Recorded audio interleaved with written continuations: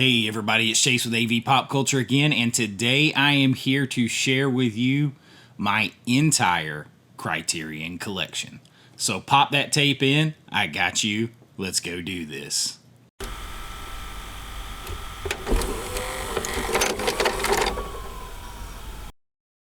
Alright, so my entire Criterion collection, Chase's Criterion closet, if you will. We are going to kind of briefly discuss. I'm going to show you my entire Criterion collection, which I am sure to some is going to seem like the most mainstream Criterion collection there is out there. Now, I'm a big fan of Criterion. I don't love all Criterion. The same way I am a big fan of Vinegar Syndrome, but I don't love all Vinegar Syndrome movies. I feel like Vinegar Syndrome collectors and Criterion collectors are two sides of the same coin, and their fans are very similar, though very different tastes in movies. Now, having been a filmmaker, a writer, and actually teaching film studies and film production, I just love all movies. And my Criterion collection is growing, and while you may find it mainstream, I love these films, and I want to share them with you before the big sales start this month. I'm getting ready to get out there in the wild and hunt some new Criterions on the Barnes & Noble Criterion 50% off sale that just started here in June, kind of a couple days early. It runs in July of 2025. So before we get there and add to it, I'm going to share all of my titles with you.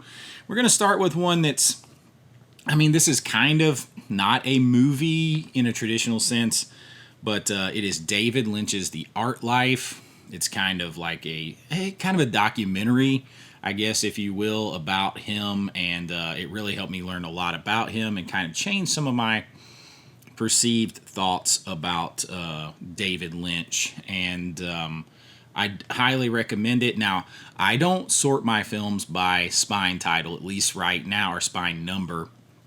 Excuse me, and I know a lot of you do. You may find that sacrilege. But this one, I will kind of just tell you the spine numbers for all of you out there who enjoy. I recommend checking this out. You'll learn a lot, and it might help you appreciate his films a lot more. That is spine number 895, David Lynch's The Art Life. Now, keeping with that theme, we're going to do the next four movies all together because this is my David Lynch collection right here. We have his seminal classic, Blue Velvet. We have Lost Highway. We have Twin Peaks Fire Walk with Me. And we have Mulholland Drive. Now, I think this might be getting a 4K. These are all 4Ks. I avoided Lynch for a long time. Like I said, I taught film and everything else. I always just, on my first attempt to watch any of his stuff, I found it pretentious. And so I thought he was just doing all of this weird stuff and not wanting to tell people about what he thought his films meant because he was pretentious. And as I learned more about him and I deep dived into his movies, I realized that's not the case. I don't think he even really completely knows what his movies mean. He knows what they mean to him, and I think that changes. He wanted to do a very surreal style filmmaking that was almost like looking at a painting, and he wanted everyone to get their own interpretation of his films. I don't think there was any right or wrong answer. When you approach it that way, there's a whole lot more enjoyment of his films. I do think that my favorite overall is Mulholland Drive. A lot of people say Lost Highway is the most confusing. I actually, in some ways, find it the most straightforward.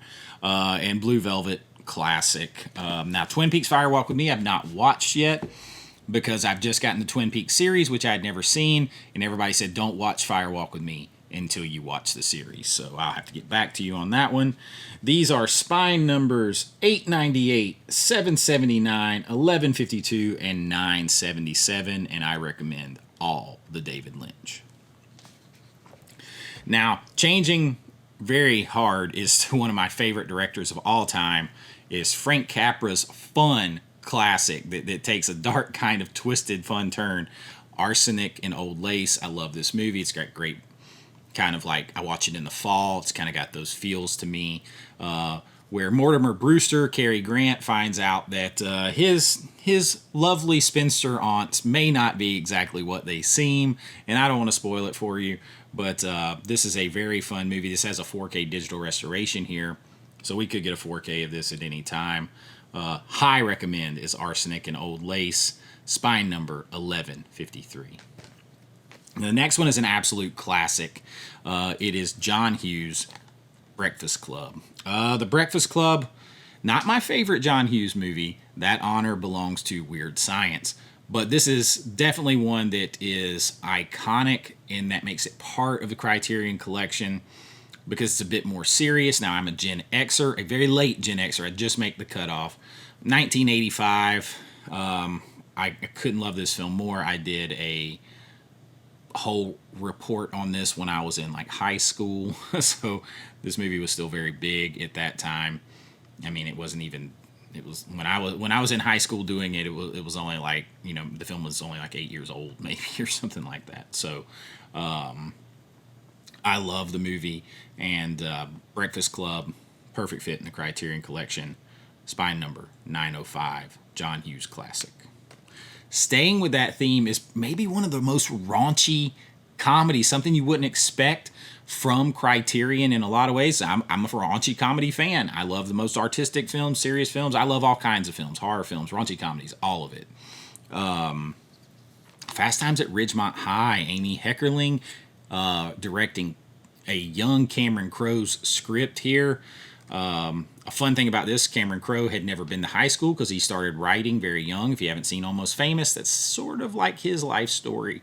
And he took this opportunity to actually go back to high school to write this and do this. So this is coming from 1982, a bit ahead of Breakfast Club.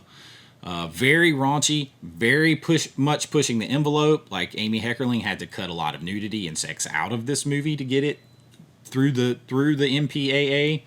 And she still kind of laments that fact today, but it is so iconic. You've got, of course, Phoebe Cates' scene with the shower. That's like a cinematic like moment in history that everybody talks about. But you got Spicoli in here, played by Sean Penn. Cameron Crowe's script brought to life.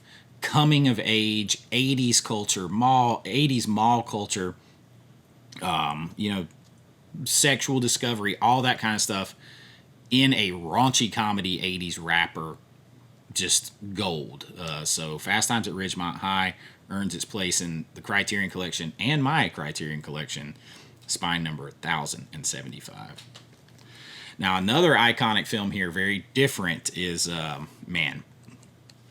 just a legend that kind of like set the boundaries for a genre. Night of the Living Dead by George Romero, coming out of 1968. It's a beautiful 4K here. Love seeing the film get fixed. This kind of launched zombie films as we know it, though there is a zombie film, and I always forget the name of it, that kind of came before that established a lot of those tropes. Doesn't matter. This is the one that people think of for that, and for good reason. And it has a lot of social commentary underneath it, but it doesn't pound you over the head with it. You can still just enjoy it on the surface, and that's kind of the way I like it if you're going to put a message in. One of the most shocking kills in horror history, I believe, is in this film.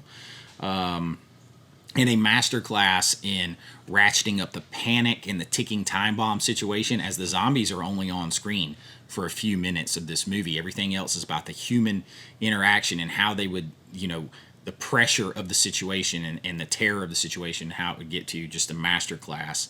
Night of the Living Dead definitely earns its spot here. Spine number 909. Now, one that is turning the page real hard from Night of the Living Dead to something much lighter is maybe my favorite Marilyn Monroe movie of all time. Some Like It Hot, a Billy Wilder film from 1959.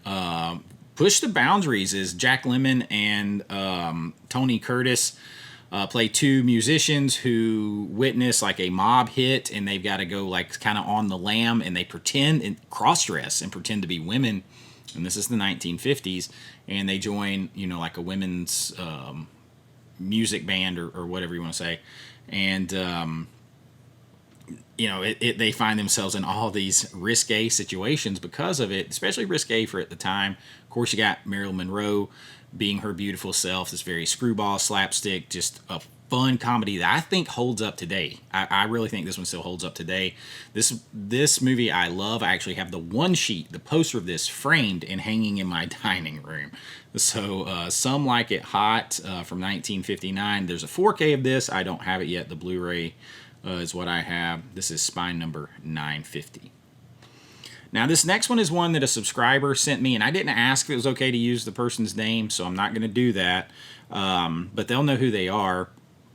I have not had a chance to watch this yet, but this is Sullivan's Travels, which is a comedy by Preston Sturges, and it's kind of like a satire, and a lot of people consider like this sort of like a high watermark for his career, and it's from 1941, so of course it's black and white, but this is kind of like a guy who wants to write about social responsibility and suffering and hardship, except for he's never had to deal with those things, and now he's going to go try to be a hobo and deal with those things, and it all turns out wacky. I'm sure. I haven't watched it yet, so I look forward to checking it out. But Sullivan's Travels, an early spine number of 118. Now, from one that is an early spine number to one that's a recent movie, the most recent addition I have to my collection is Honora. Now, I just picked this up. This is the 4K Digipack. I don't know that I feel the same way about this movie that a lot of people do. I think I have some thoughts on it. My first thought is I really appreciate, as a filmmaker myself, an independent filmmaker, I appreciate Sean Baker being a low-budget independent filmmaker, getting that noticed, getting physical media noticed. He's a big proponent of physical media. Of course, this movie very much borrows a lot of its foundations from Pretty Woman, in my opinion. So it's definitely nothing like that you haven't seen before. It's definitely not. But Mikey Madsen turns in her performance in this that is very lauded. Whether I agree with that or not is irrelevant. I think the shocking nature of it, what it's done, how critically acclaimed it got, all of that stuff kind of combines together the salacious nature of the film, as she is a stripper, exotic dancer, finds herself with a rich guy, and ends up marrying him. All kinds of things happen. All that mixed together, I believe, is what kind of gives it this spot in the Criterion collection. So Honora, 1259 spine number in Chase's Criterion collection. Now, from one that I'm not so sure about to one of my favorites all time. This is my favorite David Cronenberg film, is Videodrome. Now, this has a couple 4K releases. Arrow put this out. I actually just got that Arrow version from an awesome subscriber. Sent me the Arrow version. Mark Deal. He sent me that, so I'm looking forward to comparing these 4Ks. But this is Cronenberg's classic, and this one is very, very pertinent to today, as you don't really know who the bad guy is, and you kind of might feel different ways throughout this whole movie. Of course, you got Cronenberg's body horror, Rick Baker doing the effects way back. This is 1983. So this one, the social commentary is there, and you can apply it to a lot today. The morals getting taken in by technology, TV programming, how it affects us. There's so much to unpack here. You could watch this again and again and again. A great 4K here. Videodrome. I love the packaging on this, as it looks like the Betamax tape, right? Big fan of Videodrome. A must for Criterion collection. Maybe I'll do a review or a recommendations video if you guys would like me to recommend like 10 Criterion must-owns or something like that for this month for you to go pick up. But Videodrome most likely would be on that list. All right. Let me get some space here, and I'm going to grab some more off of the shelf. All right. Well, we might as well continue with Cronenberg. For one that is just very twisted, very twisted. That is Crash. Oh, by the way, the spine number on Videodrome was 248, if I did not say it. Crash is 1059, and it's the Blu-ray from 1996, and this one is very, again, you got Cronenberg with his body horror obsession. You've got James Spader in this film. He and his wife, they're already into like some sexually adventurous things. They enjoy being with other people, telling each other about it. But he gets in a car accident. He gets scarred up. He has these problems, and then they both become attracted to this subculture. Of people who have been in accidents and scarred in car wrecks, and it's people and machines, and it's just very, very, very, very twisted Cronenberg. So Crash, not for the faint of heart is Crash. Again, spine number 1059 Blu-ray on that. Now the next one is one that has a pretty recent 4K here that I picked up, is Bound. And you've got Jennifer Tilly and Gina Gershon in this movie. This is the Wachowskis early on, and you have... this is another one that maybe I don't love as much as a lot of people, but kind of explores those two's relationship as Jennifer Tilly's boyfriend, who's like a mobster, is involved. You kind of have a three-way thing going on there. Lots of stuff to unpack in this. Gina Gershon and Jennifer Tilly heat up the screen. Definitely an interesting film. Again, not sure I love it quite to the level of others, but I think it is one worthy of the collection. Spine number on that is 1220 for Bound.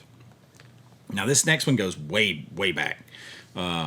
This is a Blu-ray of The Uninvited. And this is a horror movie, a haunted house type movie.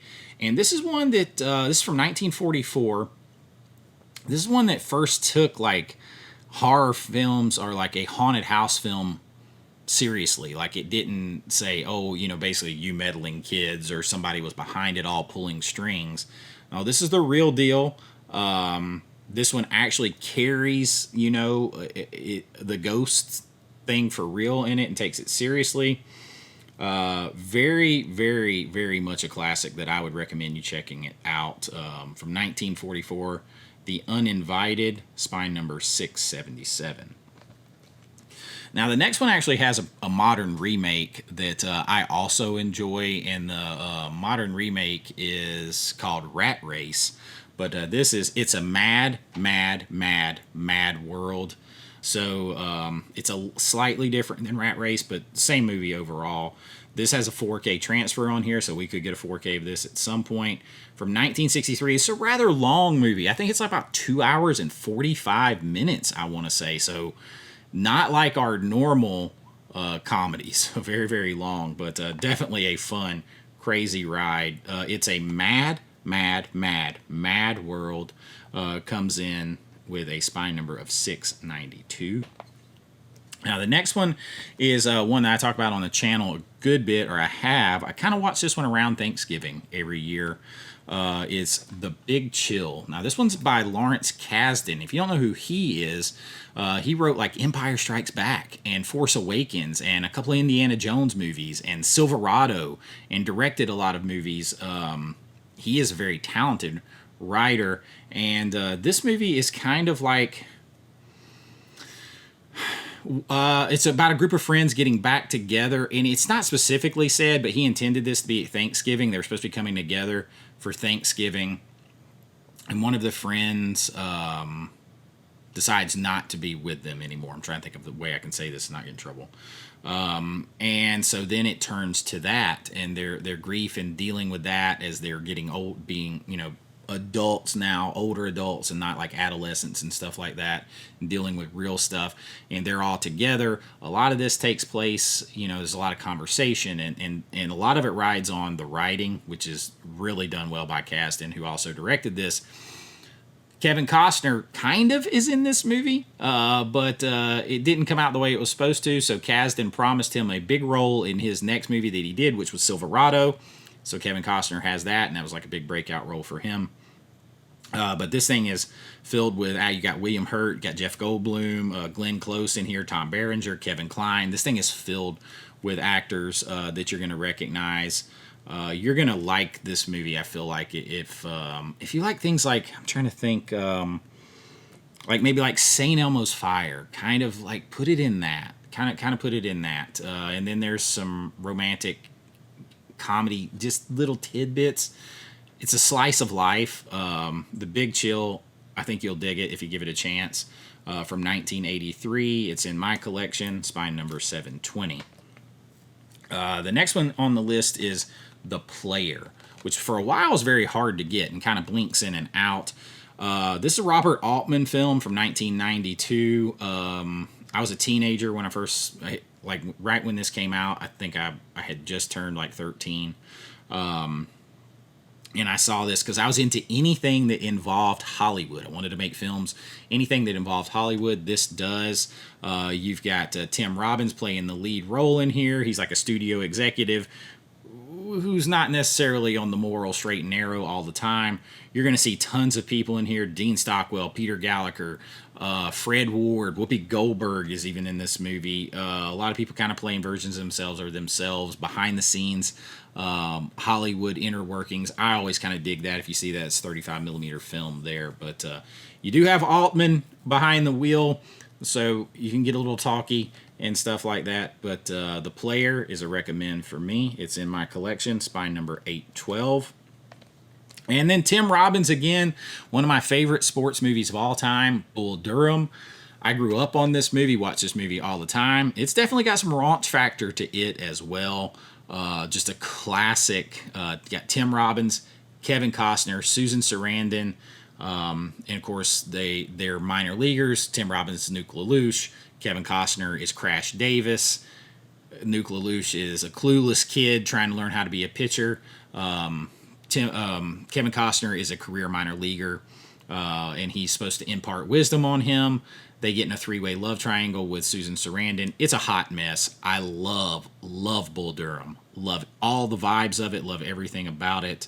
Grew up on it. It's spine number 936. It's definitely in my collection. Now, this next one is one of Marty Scorsese's, like, maybe a lot of people don't think about this being his movie, but After Hours. Very 80s, man. Very 80s from 1985. I got the 4K here, which looks great, by the way. This kind of like just a crazy night that happens. It's just like what happens to this man on the course of this entire crazy night.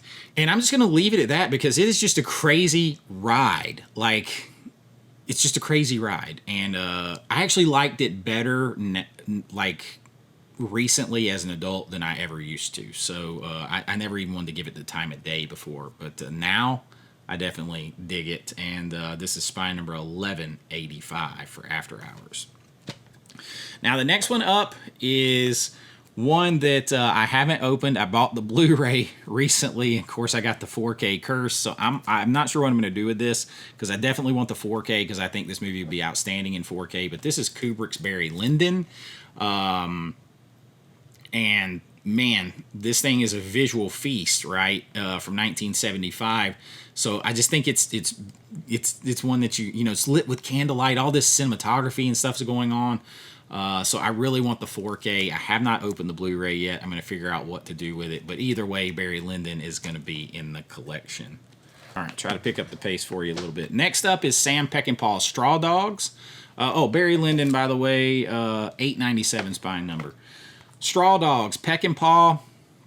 If you follow me, I've told the story. Marty Cove from The Karate Kid. I worked with him on one of my movies. He said the way I wrote and directed reminded him of Peckinpah, so he started calling me his young Peckinpah. Ever since then, I was obsessed with starting to watch Peckinpah stuff. Straw Dogs, kind of messed up. It has a modern remake, too. You got Dustin Hoffman in here. Susan George is in this film.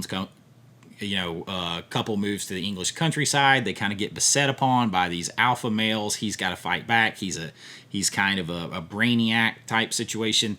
It's pretty twisted and can be pretty raw. But Straw Dogs is a really good film. Spine number 182.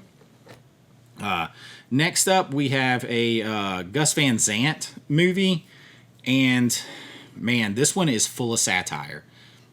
To Die For, Nicole Kidman. She is like a news anchor or whatever. This is kind of like for the TikTok generation before that ever got here. Like how celebrity can kind of just expand and stuff through television and everything. It becomes very satirical look at TV and Hollywood and all that kind of stuff. So To Die For kind of explores that American sort of fixation with being a celebrity. In very twisted ways, but high recommend, and that is 1213 on the spine number. And might as well stay with Nicole Kidman for The Others, a great haunted house movie, disturbing, dark, atmospheric, all those words you want to throw at it. Twist ending that I won't spoil, but The Others is a very high recommend. That is spine number 1195. Now, next we got some Brian De Palma with Blowout. Now, a lot of people, this is one of their favorite De Palma movies. I really like Blowout. I think it's a beautifully shot film. I love the kind that Travolta plays, a sound guy for movies, and so you get the movie vibe and stuff that I like in there. John Lithgow is in this film. Nancy Allen in this film. She worked with De Palma a couple times. Not my favorite De Palma film. That probably belongs to Body Double. Yes, even above Dress to Kill and Scarface and Carrie.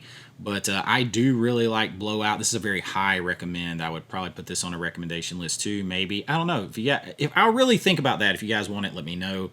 Spine number 562. Definitely worth checking out. And then Peeping Tom. This one's kind of given a lot of credit for sort of that slasher, being like in that early slasher genre type stuff. Very shocking. I'm going to say definitely probably for 1960. 4K here looks great. Kind of got my slip out a little too far. The 4K here it looks really good. You got HDR and Dolby Vision in this. And this was one, if you're a horror fan, you want to get to some roots of it, pick up Peeping Tom. That is spine number 58, which was my football number and my son's, so lucky number there. Staying with horror, as I'm a horror fan, is Don't Look Now. Disturbing, dark, bleak movie in a lot of ways, and I have to be in the right mood to watch movies like that. Don't Look Now is famous for a sex scene between Julie Christie and Donald Sutherland. And it's also famous for Sutherland has a hell of a turn acting in this movie. It's really a movie about grief that becomes a horror movie. So if you're kind of into that, you might want to check it out. It's heavy though, so be ready. It's spine number 745. Don't Look Now. And then we got some Guillermo del Toro with his take on The Creature from the Black Lagoon. In my opinion, it's The Shape of Water. Of course, this is a awards darling of a film, classic horror story with a fantasy twist. It's really a fantasy twist on, if you took like Splash and The Creature from the Black Lagoon and you gave it to Guillermo del Toro to do, you get The Shape of Water. And from 2017, 4K here, 1242 on the spine number. Next up is Seconds, and I haven't had a chance. I've seen this before, but I haven't had a chance to watch it since I bought it recently. I just got it on the one-day flash sale about a couple of months ago.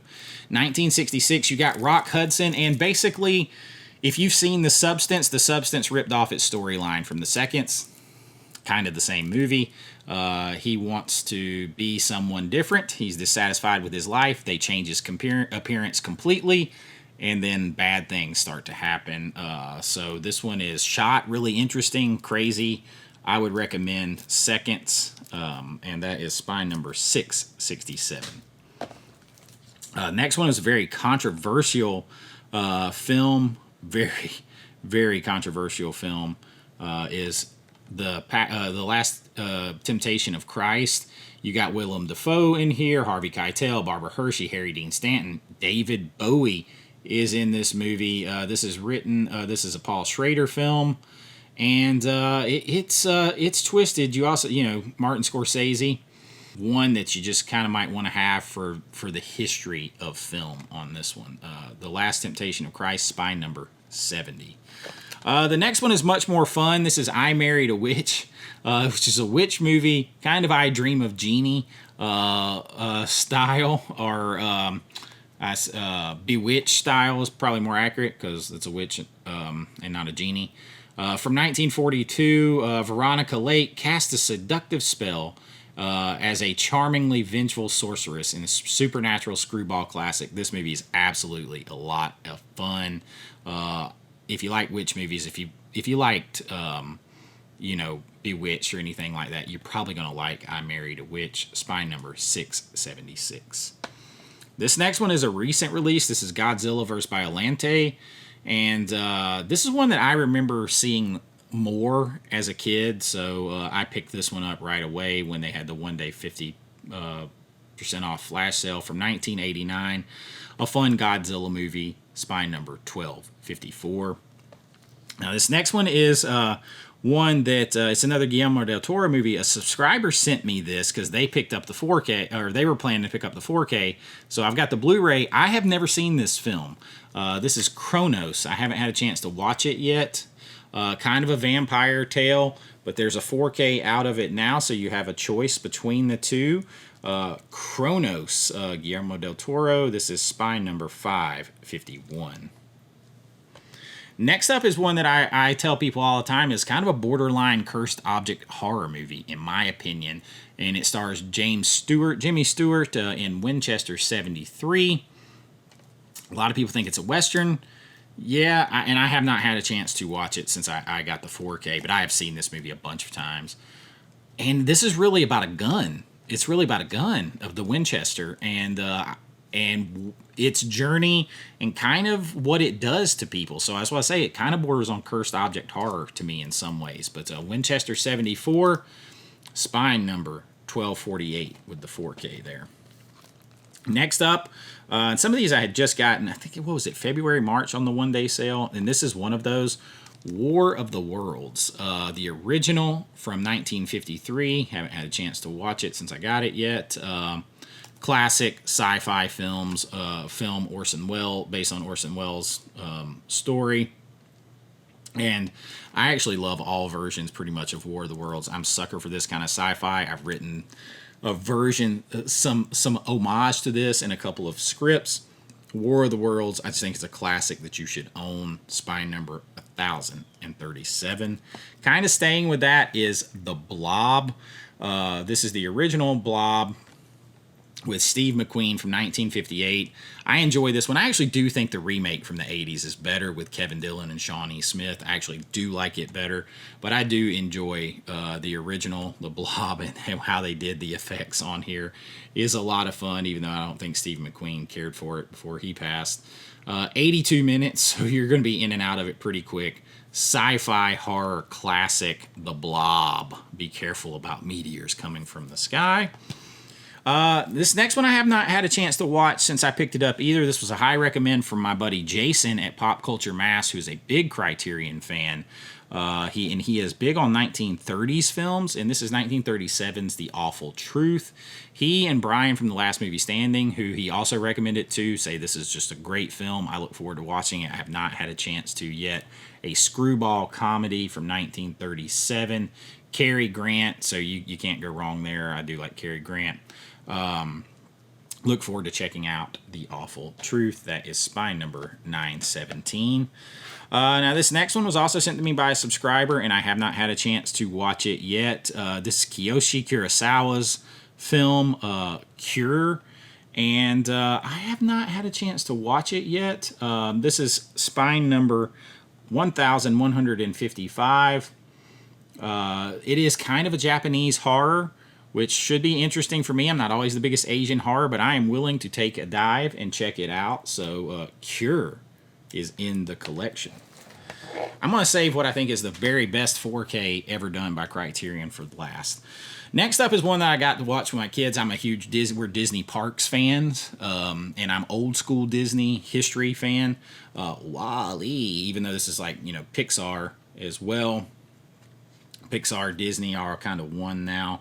And this is a great, almost a silent film, a lot of it. But WALL-E is a fun film. That is spine number 1161. Repo Man, very 80s. I haven't watched it since I got the 4K. Of course, I had the Blu-ray that I had to get rid of. When I watch it, probably my first watch in like 8 or 10 years when I do get to watch the 4K that I picked up on that last sale. But Repo Man, an 80s classic. That is spine number 654. Talk about classics. How about Dazed and Confused? Another in that sort of raunchy comedy category, somewhere between Breakfast Club and Fast Times at Ridgemont High as far as content goes. This is a very interesting one because this is a movie that was made in the 1990s that feels like an 80s movie, but it's set in the 70s. So it's very, very, very different. Richard Linklater, a lot of fun, kind of a rite of passage, coming of age type feel to all that, because you have seniors to be, incoming freshmen, all kinds of stuff, mass converging on 1993's Dazed and Confused. That is spine number 336. Another one, this next one is one that I grew up with. If you want to talk 80s, we're talking The Princess Bride. In my opinion, this is a fantasy swashbuckling spoof. It's a spoof. And I always thought that. I mean, anybody need a peanut? When you got Andre the Giant and Carrie Elwes and my name is Inigo Montoya, prepare to die. It's very quotable. It is a fantasy swashbuckling spoof, and I love The Princess Bride. 948 on the spine number. For some reason, that's very hard for me to read on that one. We got another Godzilla movie. We got the original. We got Godzilla from 1954. One that you should just have in the collection because of the history of this film. That is spine number 594. This next one was sent to me by a subscriber, Lance Thigpen, and this is a great Keanu Reeves movie, another Gus Van Sant film here. You also have River Phoenix in this movie, and this is My Own Private Idaho. It comes in at spine number 277. Next one up is the Blu-ray version of Menace to Society, and this is a really good, intense movie. This came out around the time of like Boys in the Hood, so you had like these two big seminal films in this kind of category. This is Hughes Brothers film. Actually, this is they directed this together, but the screenwriter, they didn't write this one, but it's still considered a Hughes Brothers film. And this was one that I watched quite a bit growing up with Boys in the Hood. Menace to Society is spine number 1105. Now this next one, before I could even open and watching it, this was also sent to me by Tyler Thigpen. The 4K came out from Second Sight, and I got it. So we're going to see what, I might pass this on to someone else. But Scanners is another really good movie, and this is a Cronenberg film that is iconic for the head explosion scene. There's a 4K now on from Second Sight, but man, this is very tiny. Spine number, I want to say 712, very hard to see.